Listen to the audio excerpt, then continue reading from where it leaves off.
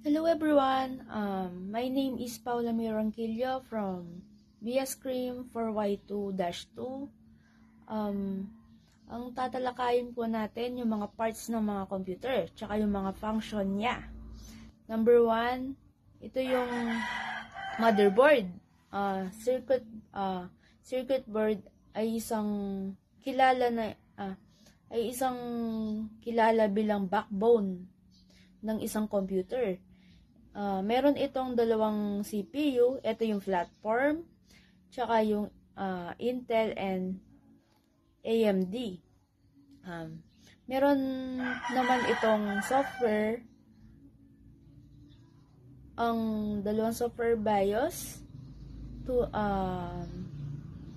basic input-output system or yung UEF. Ito din yung firmware or interface. Next is processor, yung central processing unit or yung CPU. May dalawa itong types ng CPU. Ito yung Intel tsaka yung AMD. Ang CPU din po ay isang kilala bilang brain of the computer. Bakit? Kasi po ang nagpe-perform ng lahat ng data processing operations at siya din po yung nagko-control ng operation ng computer parts.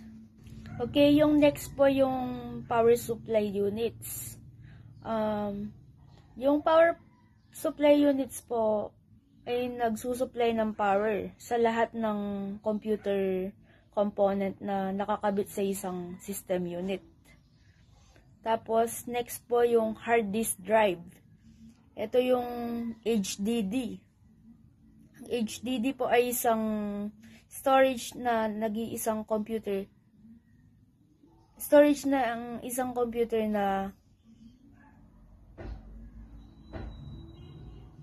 madalas sinesave ito na mga data, katulad ng pictures, videos, documents, Microsoft or etc. or yung any data. So, next po is yung solid state.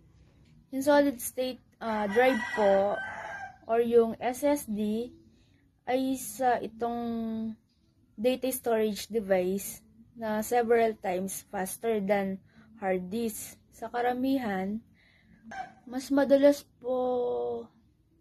dito na linalagay at dito ini-install yung OS or yung operating system para sa mas mabilis na boot up at mga processes. So yung next po yung random access memory, which is yung RAM. Isa din siyang storage device. Nag-stored po ng data at machine codes temporarily. Yung volatile, ang ibig sabihin, ang data stored ay nabubura sabay ng pag-shutdown ng computer. Next po yung computer case or yung kahon ng computer or ang system unit. Dito natin linalagay, ito po yung kahon na paglagyan ng isang system unit. Next po yung graphic card or video card. Ang mga graphic card ay may tinatawag na graphics processing units or yung GPU. So, yung kung ang system unit po ay may CPU, yung pinaka-brain ng isang computer, ang graphics card naman po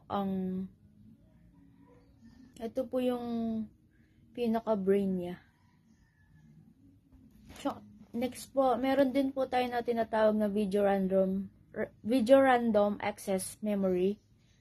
Um, Normally, ang pinaggagamitan natin dito ang accelerate ng the creation of the image and to make pretty the picture in your screen po.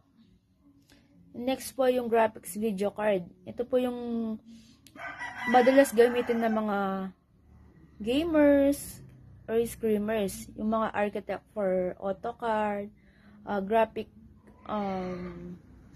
artist for Adobe, Photoshop.